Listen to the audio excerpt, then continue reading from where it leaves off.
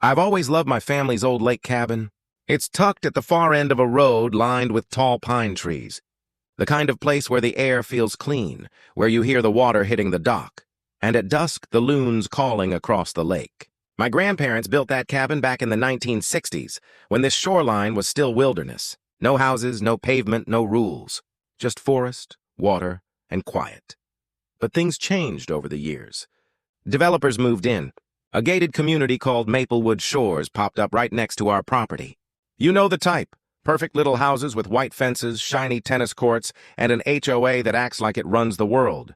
I don't live out there full time. I work in the city, so I only go on weekends. But I keep the lot cleared and the old cabin in good shape. At least I try to. That's when I met Linda. Not her real name, but trust me, she was the type.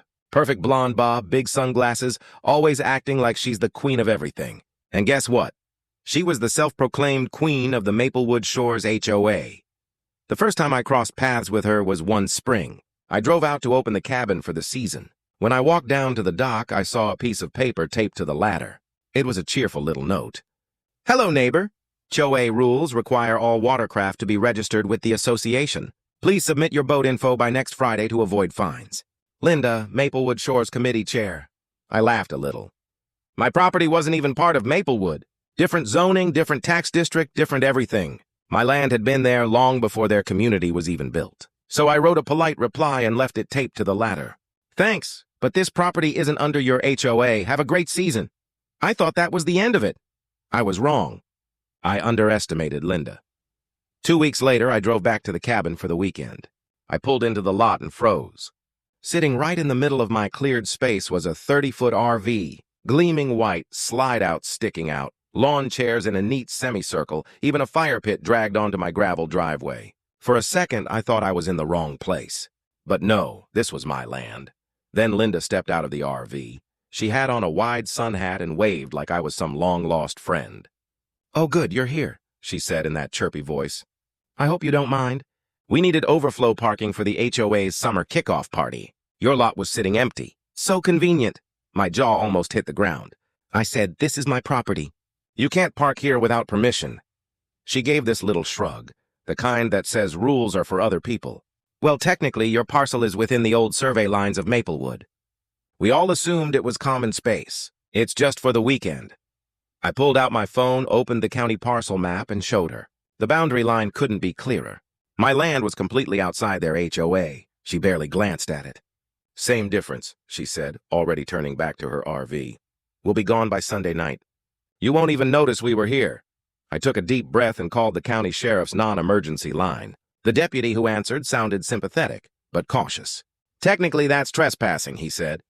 "But since they're your neighbors, maybe give them a chance to move first." So I walked back and tried again, this time with a firmer tone. I said, "Linda, you need to move the RV tonight. This isn't up for debate." She smiled with that smug HOA look. "I'm not budging." The road to the official lot washed out in the rain. "Our event is tomorrow. Guests are coming. If you want to complain, take it up with the HOA." I reminded her again that my property wasn't part of her HOA. Her eyes lit up like she'd just heard something funny. Then she said, "Sweetheart, around here, the HOA is the law." And she shut the RV door, right in my face. That night, I sat in the cabin fuming. The next morning, things got worse. Cars started showing up, more and more of them. People parked along the road, walked right across my land, set up tables, and dragged coolers of beer. Someone even set up a sound system blasting 80s pop music across the lake. I stood on my porch watching strangers walk on my dock, taking selfies like it was some kind of public park. I went back over to confront Linda. She was lounging in a chair with a plastic cup of sangria. She waved me off like I was bothering her. "It's just one weekend," she said. "You should be flattered. We picked your lot because it's so rustic." I bit my tongue. I wanted to blow up at her, but I didn't. I decided to wait. By Sunday night, the guests left. But the RV stayed. Monday morning, it was still there. That's when I realized being polite wasn't going to fix this, so I dug into the law. I spent that evening going through county ordinances online. And there it was. Parking an RV on private property without permission wasn't just trespassing, it was towable. Even better, Maplewood Shores had its HOA bylaws posted online. I went through page after page until I found it. Page 47, Section 12, Subsection B, clear as day. Any member caught illegally occupying or storing vehicles on non-HOA property could have it towed immediately, at their expense, plus fines up to $5,000. I nearly laughed out loud. Linda herself had signed those bylaws as committee chair. The next morning, I called the same deputy. This time I was prepared. I quoted the county law. Then I quoted their own HOA rules. The deputy whistled softly and said, "Sounds like you've given them plenty of warnings. We'll send a tow truck. You'll need to sign the trespass complaint." 2 hours later, a massive tow truck came rumbling up the road. The operator looked at the RV, nodded, and started backing into position. That's when Linda bolted out of the RV, waving her arms like she was stopping traffic. "You can't tow this." "This is a private gathering." The deputy handed her the paperwork calmly. "Ma'am, you're trespassing. And your own HOA bylaws authorize removal." The property owner signed the complaint. Linda's face turned bright red. "This is Maplewood Shores property," she shouted. The deputy pointed to the parcel map I had printed. "No, ma'am. This is Lot 14A of the Miller family tract, recorded in 1962, not HOA.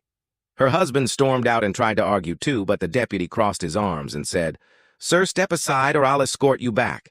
They had no choice. The tow operator hooked up the RV and hauled it away. I stood there watching, feeling relief wash over me. 2 days later, my phone rang. It was Linda. But this time she didn't sound like the HOA queen. Her voice was small, shaky. She said, "They charged us $1,800 for the tow, and the HOA fined us another $5,000 for unauthorized use of external property. You have to tell them to reverse it."